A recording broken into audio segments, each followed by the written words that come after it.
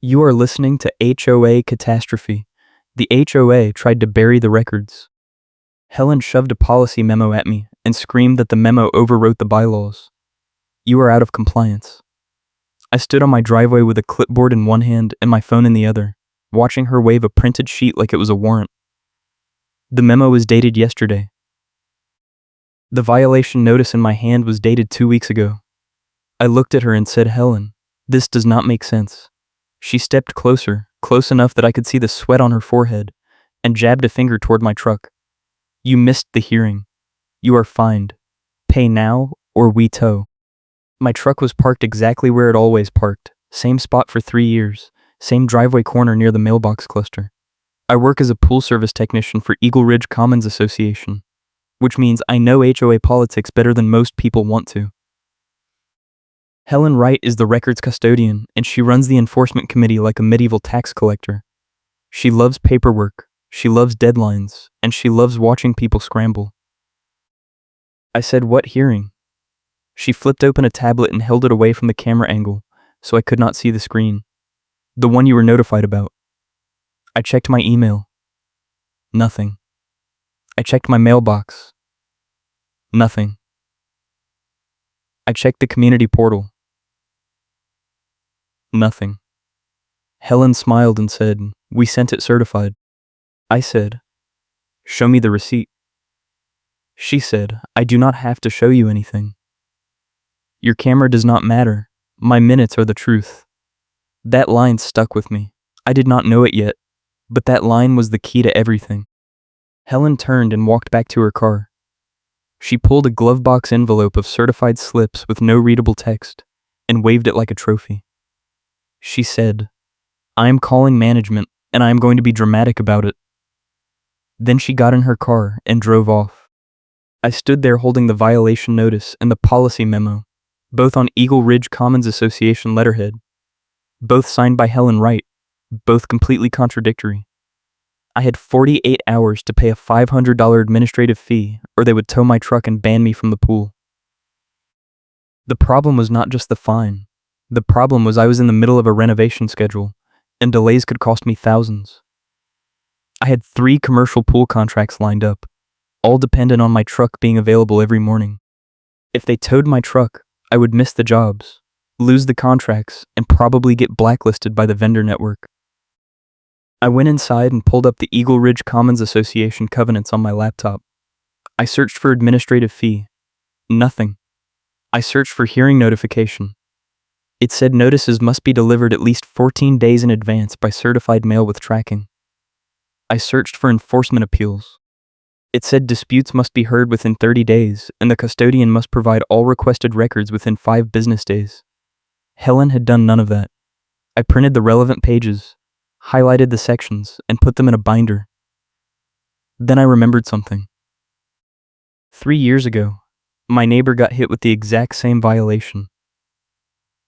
Same truck, same driveway corner, same $500 fine. He paid it because he did not want the hassle. 2 months later, he got another notice for a landscaping violation he swore he fixed. He paid that one too. Then he got a third notice claiming he missed a hearing for the second violation. That one came with a lien threat. He moved out 6 months later. I ran into him at a hardware store last year, and he told me he never got any certified mail. He said Helen told him the same thing. The minutes are the truth. I did not think much of it at the time. Now I was thinking about it a lot. I went back through my email and found the original welcome packet from when I started the pool service contract. Helen sent it. She copied herself on every message, every invoice, every scheduling note. She was obsessive about documentation. So why would she skip certified mail? I searched my email for the word certified. 18 results. Every single one was Helen confirming she sent something certified. She loved bragging about it. Except the hearing notice. That one did not exist. I clicked through to the trash folder and searched again. Nothing. I checked spam. Nothing. I logged into the community portal and pulled up the enforcement committee minutes from the last 6 months. The minutes for the hearing that supposedly happened 2 weeks ago were not posted yet. The minutes for the hearing before that were posted the same day. I took a screenshot. Then, I pulled up the county property records and checked the HOA lien database. My neighbor's name was still there. 3 liens, all filed by Helen Wright on behalf of Eagle Ridge Commons Association, all marked satisfied but still showing the original amounts. $1,200 total. I wrote down the dates. Then I did something I should have done 3 years ago. I called my neighbor. He picked up on the second ring. I said, "Did you keep any of the notices from Eagle Ridge?" He said, "I kept everything." "Why?" I said, "Because I think Helen is running a scam." He was quiet for a second. Then he said, "Meet me at the coffee shop on West 25th in an hour." I grabbed my binder and my phone and drove over. He was already there, sitting at a corner table with a cardboard file box. He opened it and pulled out a stack of notices. Same $500 fee, same violation, same 24-hour deadline. He said, "I got the first one on a Tuesday. I paid it Wednesday because I did not want them towing my car. 2 weeks later, I got the second one. I asked Helen for proof I was notified about the landscaping issue, and she said the minutes documented everything. I asked to see the minutes, and she said they were not public yet. I said, "Did you ever get them?" He said, "No." She told me the board approved a policy that enforcement minutes stay internal for 60 days. I checked the covenants. There is no such policy. I laid out my timeline. He laid out his. The patterns matched. Same violation type, same custodian, same missing certified mail, same fake hearing. He said, "I think she was targeting people who would not fight back." I said, "Why did you pay?" He said, "Because I was scared. I did not know the rules. I did not know I could push back."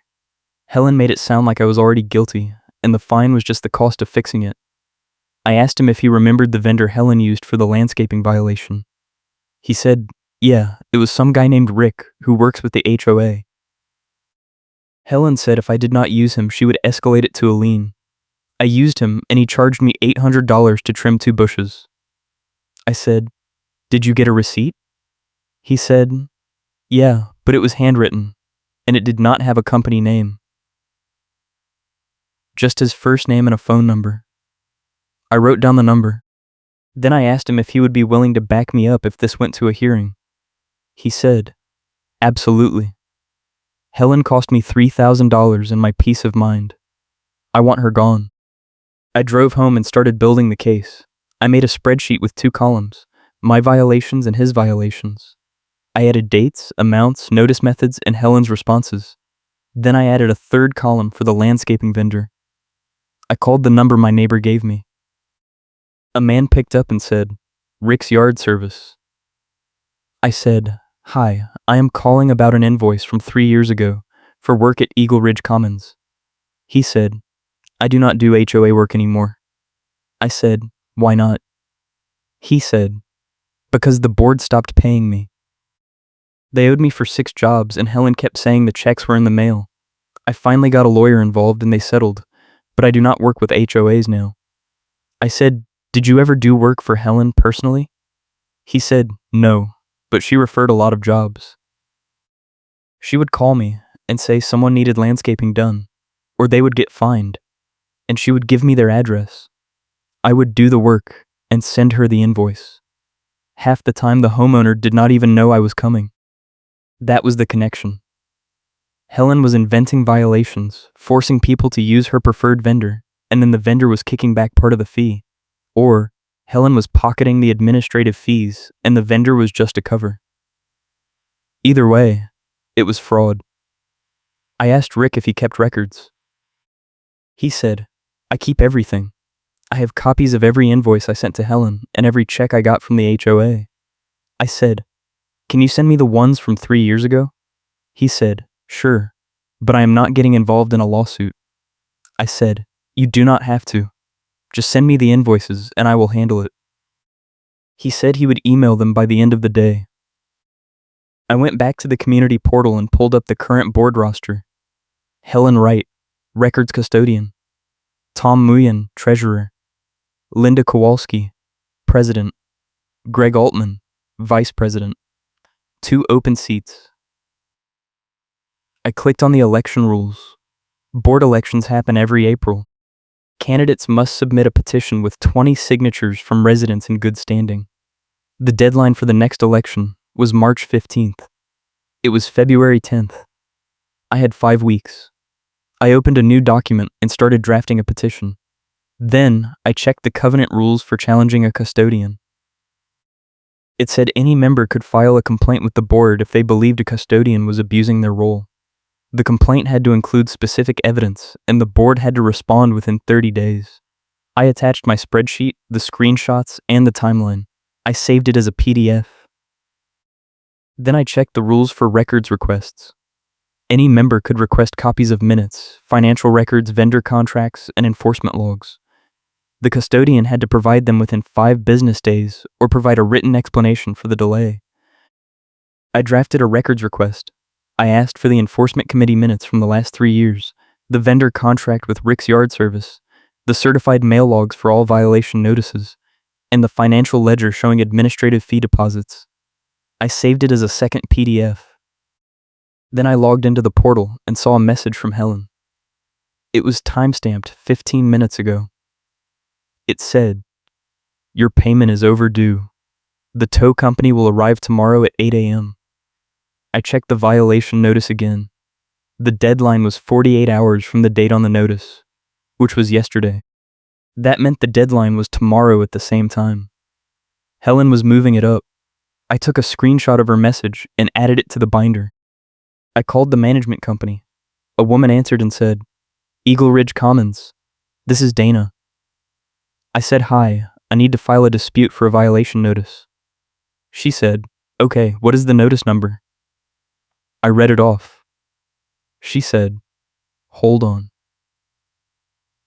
I heard typing. Then she said, "I do not see that notice in the system." I said, "Helen sent it to me 2 days ago." She said, "Helen enters notices manually and sometimes they do not sync right away. Let me check with her." I said, "No. Do not check with her. I need to file the dispute directly with you."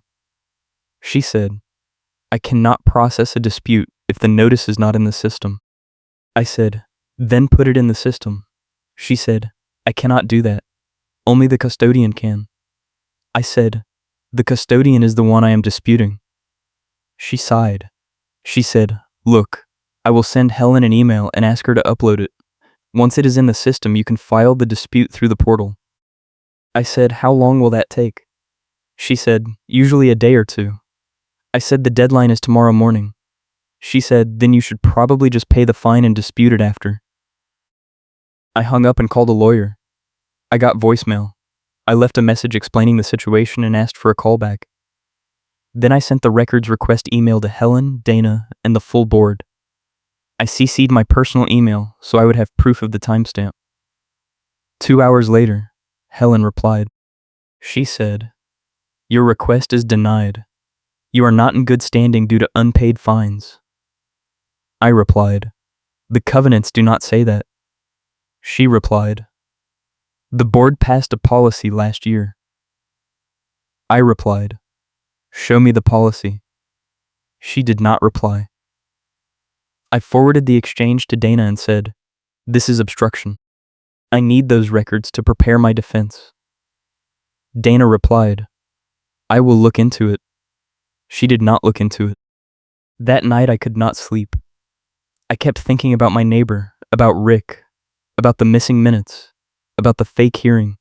I kept thinking about Helen's line, "Your camera does not matter. My minutes are the truth." If she controlled the minutes, she controlled the narrative. If she controlled the narrative, she controlled the enforcement. If she controlled the enforcement, she controlled the money.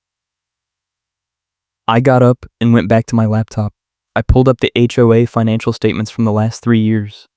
They were public record, posted on the portal every quarter. I downloaded all of them and opened them in a spreadsheet. I searched for administrative fees. The revenue line showed deposits, but it did not break down individual transactions. I searched for vendor payments. Same problem, just totals. No details. I searched for Rick's yard service. Nothing. I searched for landscaping. There was a line item called grounds maintenance, but it was lumped in with snow removal and common area upkeep. I could not tell how much went to Rick or anyone else. I needed the detailed ledger. That was in the records request. Helen was not going to give it to me. I checked the covenants again. It said if the custodian failed to provide records within 5 business days, the member could escalate to the board president. I drafted an email to Linda Kowalski. I explained the situation, attached the records request and Helen's denial, and asked her to intervene. I sent it at 11 p.m. She replied at 7:30 the next morning. She said, I spoke with Helen. She said you are not in good standing. I cannot override her decision. I replied, the covenants do not require good standing for records requests. She replied, the board interprets the covenants. Helen's decision stands. I replied, then I am filing a formal complaint. She did not reply. At 7:50 a.m., I heard a truck engine outside. I looked out the window and saw a tow truck idling at the curb. The driver got out and started walking toward my driveway. I grabbed my phone and my binder and went outside. The driver was a heavy-set guy in a reflective vest. He said, I am here for the Toyota. I said, on whose authority? He said, HOA called it in. I said, show me the authorization. He pulled out a work order with no readable text. I said, that is not an authorization. That is just a dispatch slip. Who signed off on this? He said, I do not know. The office just told me to come get it. I said, call your office and confirm. He pulled out his phone and called. He said, yeah, I am at the address. The owner is saying he needs authorization. He listened. Then he said, okay, I will wait. He hung up and said, they are calling the HOA. 2 minutes later, Helen pulled up. She got out of her car with the glove box envelope of certified slips and a tablet. She said, you are in violation. The truck is being towed. I said, show me the authorization. She held up the tablet. I said, I cannot read that. Show me a printed copy. She said, I do not need to show you anything. I already told you. You missed the hearing.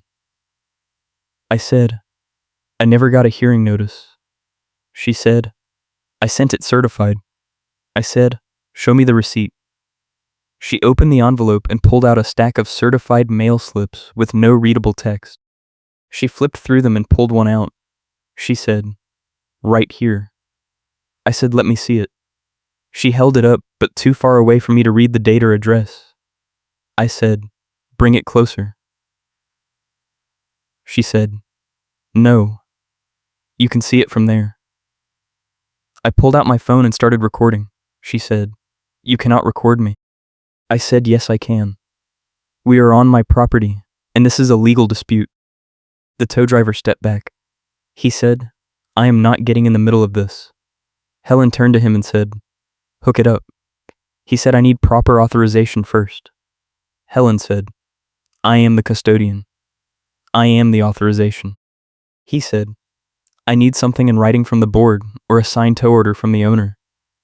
Helen said, I am calling management and I am going to be dramatic about it. She called Dana on speaker. Dana picked up and said, Eagle Ridge Commons. Helen said, I need you to send the tow authorization for Unit 23. Dana said, I do not have a tow authorization on file. Helen said, I sent it yesterday. Dana said, I do not see it. Can you resend? Helen hung up. She looked at me and said, you think you are smart. You think your little binder is going to save you. It is not. I have the minutes. I have the records. I have the board. You have nothing. I said, I have this. I pulled out my phone and played back her earlier line. Your camera does not matter. My minutes are the truth. Then I played back the recording from 30 seconds ago. I am the custodian. I am the authorization. I said, You just admitted you do not have proper authorization. You just admitted you are making this up as you go. The tow driver looked at her. He said, "Ma'am, I cannot take the vehicle without proper paperwork." Helen's face turned red. She said, "Fine. You will regret this." She got back in her car and drove off.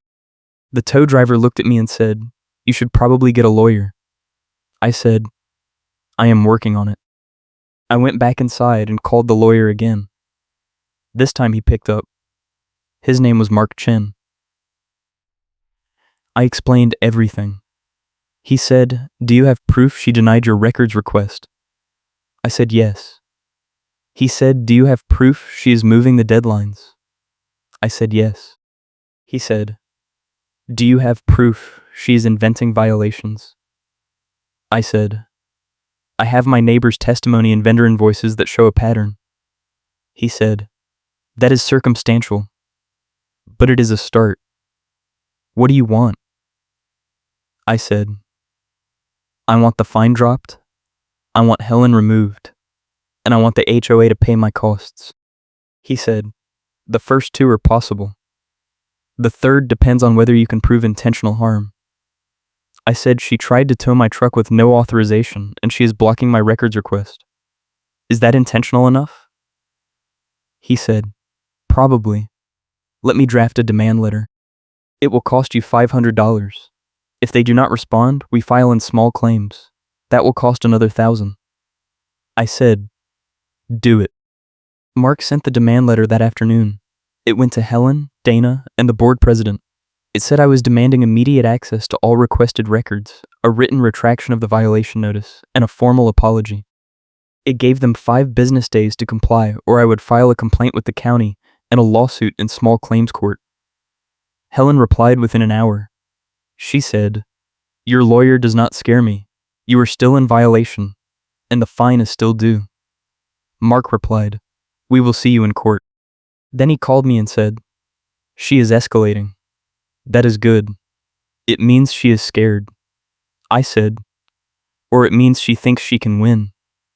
He said, "She cannot. She already admitted on your recording that she does not have proper authorization. That is gold. Keep that recording safe." The next day, I got an email from Dana. It said, "The board has reviewed your complaint and determined that Helen acted within her authority. Your records request is denied pending resolution of your outstanding fines. Your violation notice stands. You have 72 hours to pay or face additional penalties." I forwarded it to Mark. He said they are doubling down. That is even better. It means they are all exposed now, not just Helen. I filed the small claims complaint that afternoon. The court date was set for March 22nd.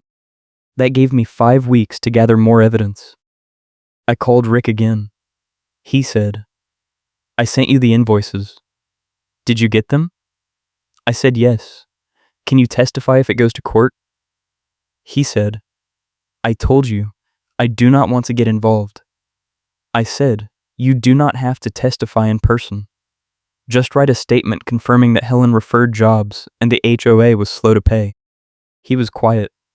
Then he said, "Fine. I will write something. But if they come after me, I am out." I said, "They will not. This is about her, not you." He sent me a signed statement 2 days later. It said Helen Wright contacted him multiple times between 2021 and 2023 to perform landscaping work at Eagle Ridge Commons Properties. He invoiced the HOA for the work and experienced significant payment delays. He stopped working with the HOA in early 2023 due to non-payment. The statement was notarized. I added it to the binder. Then I went back to my neighbor's file box. I found the handwritten receipt from Rick. It was dated October 2021. It said trim bushes, Unit 47, $800. It was signed Rick with a phone number. No company name, no tax ID, no itemized breakdown. I took a photo of it. Then I found the violation notice that triggered it. It said Unit 47, landscaping non-compliance. Correct within 14 days or face fine. It was signed by Helen Wright. It was dated September 2021. I took a photo of that too. Then I cross-referenced the dates with the HOA financial statements. The grounds maintenance line for Q4 2021 showed a total of $12,000. That included snow removal, lawn care, and landscaping.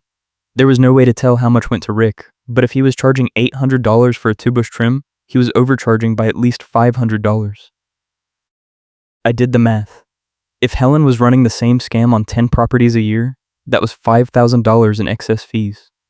Over 3 years, that was $15,000. That was enough to get the state involved. I called Mark and told him about the numbers. He said, "That is fraud. If you can prove Helen was pocketing the difference or getting kickbacks, she is looking at criminal charges." I said, "How do I prove it?" He said, "You need the detailed ledger, the one she is refusing to give you." I said, "Can we subpoena it?" He said, "Not in small claims, but we can ask the judge to compel production. If she still refuses, she is in contempt." I said, "What if she destroys it?" He said, "Then we have her for obstruction. Either way, she loses." I said, "When do we ask for it?" He said, "At the hearing. Bring every piece of evidence you have. Bring your neighbor. Bring Rick's statement. Bring the recordings. Bring the timeline. Make it overwhelming." I spent the next 3 weeks building the case. I printed everything. I made copies. I organized it into sections, violation notices, email exchanges, financial statements, vendor invoices, witness statements, recordings, screenshots. I made a table of contents. I made a summary. I made a timeline poster. I laminated it. I bought a 3-ring binder with dividers. I labeled each section. I put the recordings on a USB drive. I made backups. I was ready. 2 days before the hearing, Helen sent me another email. It said, "You are now banned from all community amenities pending resolution of your fines and legal action. This includes the pool, the clubhouse, the gym, and the mailbox cluster. You must retrieve your mail at the management office during business hours." I forwarded it to Mark. He said, "She is retaliating. That is illegal. Save that email. It is evidence." I said, "Can she actually ban me from the mailbox?" He said, "No.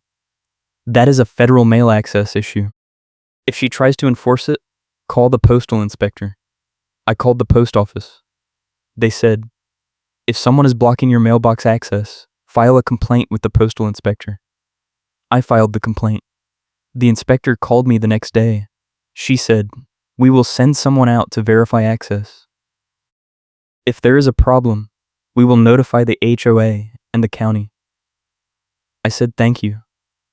She said, "Mail access is not negotiable. They cannot ban you from your own mailbox." The night before the hearing, I could not sleep again. I kept replaying every moment. The cold open, the tow truck, the recordings, the missing minutes, the fake hearing, the vendor scam, the retaliation. I kept thinking about my neighbor, about the $3,000 he lost, about the stress, about the fact that he moved out because he did not know how to fight back. I kept thinking about Helen's line, "Your camera does not matter. My minutes are the truth." I kept my phone in my pocket because I was saving one clip for the finale. A clip I recorded 3 days ago when Helen showed up at my house again and threatened me in front of a contractor who was working on my pool equipment. The contractor was my ally, a guy named Joe who had dealt with HOA nonsense before and refused to be bullied. When Helen showed up and started yelling, Joe stepped between us and said, "Ma'am, you need to leave." Helen said, "I am the custodian. I do not need to leave." Joe said, "You are on private property and you are harassing my client. Leave or I call the police." Helen turned to me and said, "You think you are going to win? You think your little lawsuit is going to change anything? I run this HOA. I decide who stays and who goes. You are done." Joe pulled out his phone and said, "I am calling the cops." Helen left. I had the whole thing on video. The hearing was at the county courthouse on March 22nd at 10 a.m. I got there at 9:30. Mark was already there. He said, "Ready?" I said yes. He said, "Let me do the talking unless the judge asks you a direct question." I said, "Got it." We went into the courtroom. It was a small room with a judge's bench, a plaintiff table, a defendant table, and a few rows of seats. Helen was already there with Dana and the board president, Linda Kowalski. They had a rolling file cart stacked with folders. Helen saw me and smiled. She whispered something to Linda. Linda nodded. The judge came in. Her name was Judge Patricia Morales.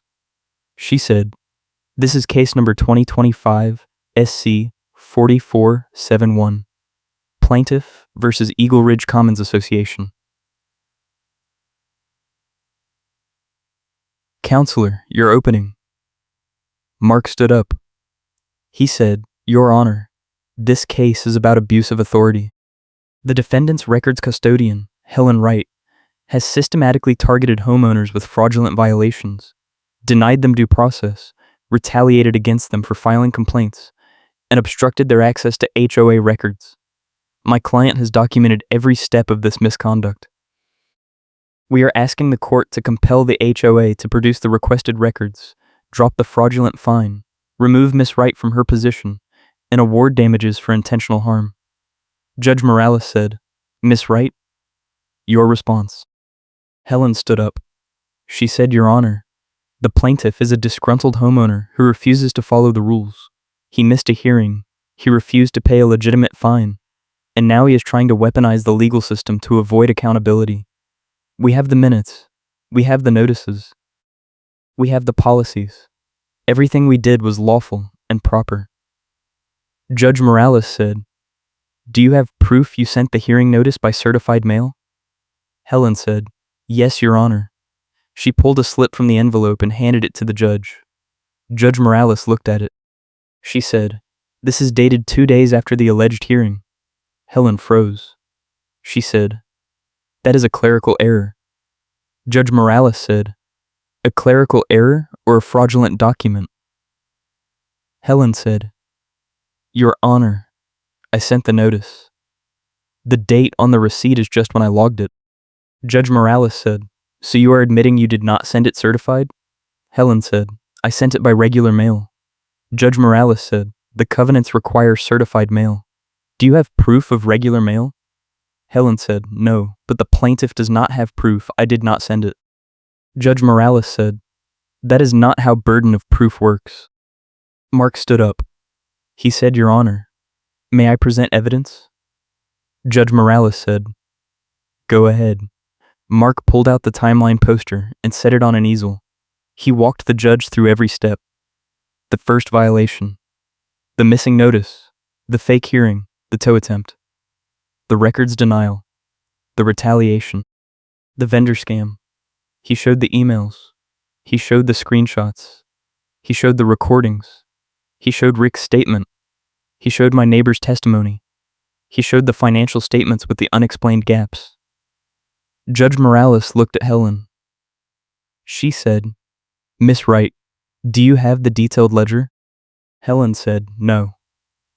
Judge Morales said, "Why not?" Helen said, "It is confidential." Judge Morales said, "Not in a legal dispute. Produce it, or I will hold you in contempt." Helen said, "I do not have access to it." Judge Morales said, "You are the records custodian. How do you not have access?" Helen said, "The management company has it." Judge Morales looked at Dana. She said, "Is that true?" Dana said, "We have some records, but not all of them." Judge Morales said, "Which ones do you have?" Dana said, "I would need to check." Judge Morales said, "You have 24 hours to produce a complete ledger, or this case is decided in favor of the plaintiff." Helen stood up. She said, "Your Honor, this is harassment. The plaintiff is trying to destroy my reputation." Judge Morales said, "Sit down, Miss Wright." Mark said, "Your Honor, I have one more piece of evidence." He nodded at me. I pulled out my phone and played the video from 3 days ago. Helen's voice filled the courtroom. You think you are going to win? You think your little lawsuit is going to change anything? I run this HOA. I decide who stays and who goes. You are done. The judge watched the whole thing. Then she said, Miss Wright, that is witness intimidation. That is obstruction. And based on the evidence presented today, it is part of a clear pattern of abuse. I am issuing an immediate restraining order barring you from contacting the plaintiff or retaliating against him in any way. I am ordering the HOA to drop all fines and violations against the plaintiff, provide him with full access to all requested records within 48 hours, and pay his legal costs in the amount of $1,500. I am also referring this matter to the county prosecutor for investigation of fraud. This hearing is adjourned. Helen sat down. She did not say anything. Linda leaned over and whispered something. Helen shook her head. Dana packed up the file cart and walked out. Mark turned to me and said, That was perfect. You got everything. I said, What happens now? He said, The HOA has 48 hours to give you the records. If they do not, they are in contempt, and the judge can impose fines. The restraining order is in effect immediately. If Helen contacts you, call the police. The fraud referral means the prosecutor will open an investigation. If they find enough evidence, Helen could face criminal charges. I said, What about the board? He said, If they knowingly enabled her, they could be liable too. But the judge did not address that today. You would need to file a separate complaint. I said, I will think about it.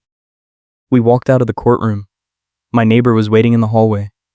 He said, How did it go? I said, We won. He said, Really? I said, Really. Helen is done. He hugged me. He said, Thank you. I could not have done this without you reopening the case. I said, You kept the records. That is what made the difference. He said, What are you going to do now? I said, I am going to get the ledger, and then I am going to run for the board. He said, I will vote for you. I said, I am going to need more than one vote. He said, I know 10 people who will sign your petition. I said, Then let us do it. The next day, Dana sent me an email. It said, Per court order, attached are the requested records. I downloaded the files. There were 3 PDFs, Enforcement Committee minutes from 2022 to 2025, vendor contracts from 2021 to 2024, and a detailed financial ledger from 2020 to 2025. I opened the ledger first. I searched for Rick's yard service. There were 18 entries, total payments, $14,400. I cross-referenced the dates with my neighbor's violations and the other violations I found in the minutes. Every single one matched. I searched for administrative fees. There were 32 deposits, all between $300 and $800, all coded as enforcement revenue. I added them up, $19,600 over 3 years. I searched for refunds. 0. I searched for appeals. 0. I exported the data to a spreadsheet and made a pivot table. It showed that Helen processed 80% of all violations, collected 90% of all administrative fees, and approved 100% of all landscaping vendor jobs. It was a perfect correlation. I sent the spreadsheet to Mark. He said, This is smoking gun evidence. Forward it to the prosecutor. I called the county prosecutor's office and asked for the fraud division. A detective named Sarah Patel called me back. She said, I got your referral from Judge Morales. Walk me through it. I spent an hour on the phone explaining everything. She said, Do you have copies of the ledger? I said, Yes. She said, Send it to me. Also send the vendor statement, the witness testimony, and the recordings. I sent everything. She said, I will open an investigation. If we find enough evidence, we will bring charges. It could take a few months. I said, What about the board? She said, If they knowingly participated, we will investigate them too. Right now, our focus is on Miss Wright. I said thank you. She said thank you for documenting everything. Most people do not have this much proof. 2 weeks later, I got a call from Linda Kowalski. She said, I need to talk to you. I said, about what? She said, about Helen. I said, what about her? She said, the board voted to remove her as records custodian. She is also resigning from the enforcement committee. I said, why? She said, because the prosecutor contacted us and said we could be liable if we kept her in a position of authority. The board does not want that risk. I said, so you are covering yourselves. She said, we are doing what is best for the HOA. I said, you should have done that 3 years ago. She said, I know. I am sorry. We did not realize what was happening. I said, you realized. You just did not care. She said, that is not fair. I said, it is completely fair. You ignored complaints, you backed her up, and you let her target people who could not fight back. She was quiet. Then she said, what do you want? I said, I want the HOA to send a correction email retracting the smear. I want a formal apology posted in the community portal. And I want a policy change that bans retaliation and guarantees access to records. She said, I will bring it to the board. If you are enjoying this story of HOA justice and want to see more neighborhood drama, please hit like and subscribe.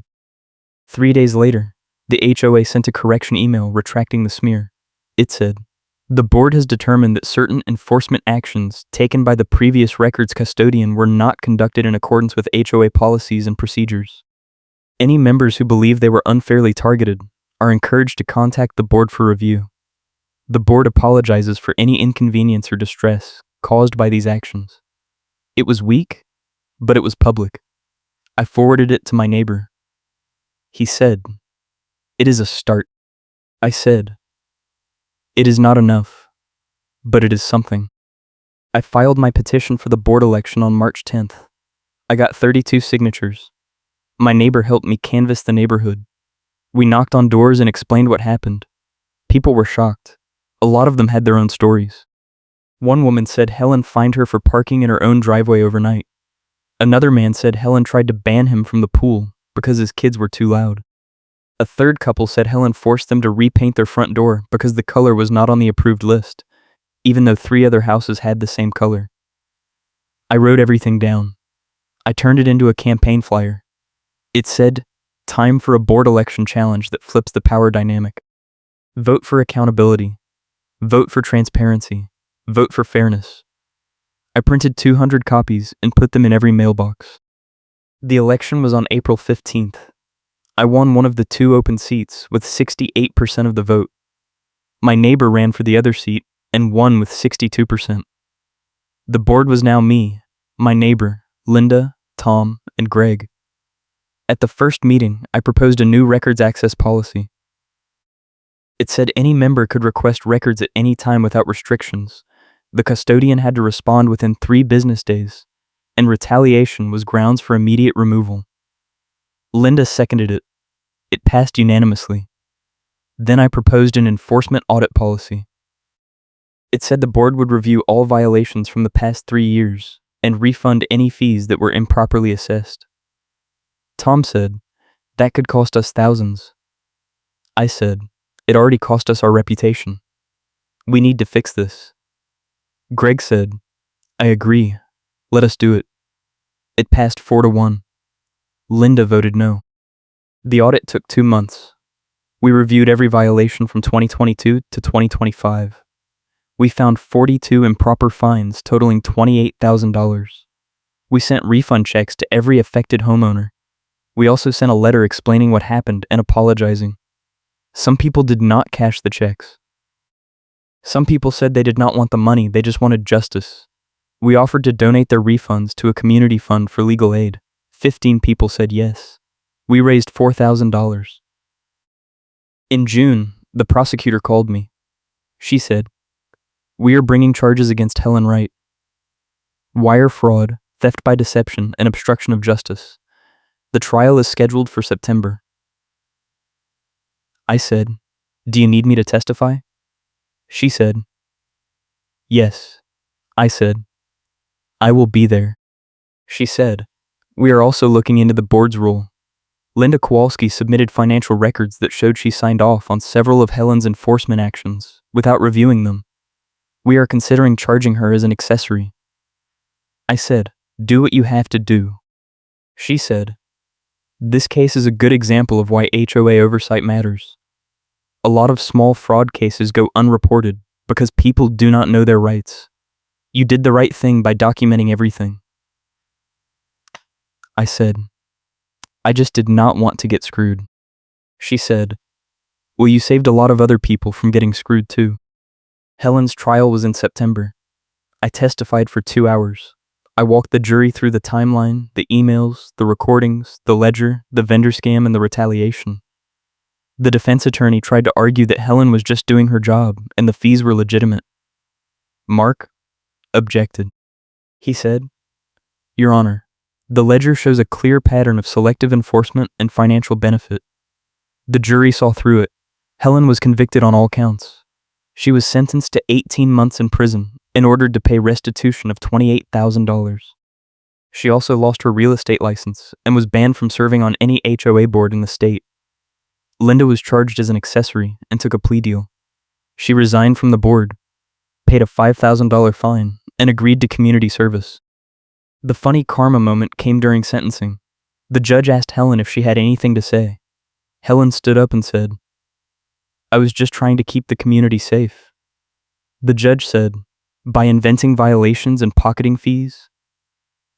Helen said, I followed the policies. The judge said, which policies? The ones you wrote? Helen said, the board approved them. The judge said, did they? Because the records show you never submitted them for approval. You just started enforcing them. Helen said, the insurer email said stop. The judge said, excuse me?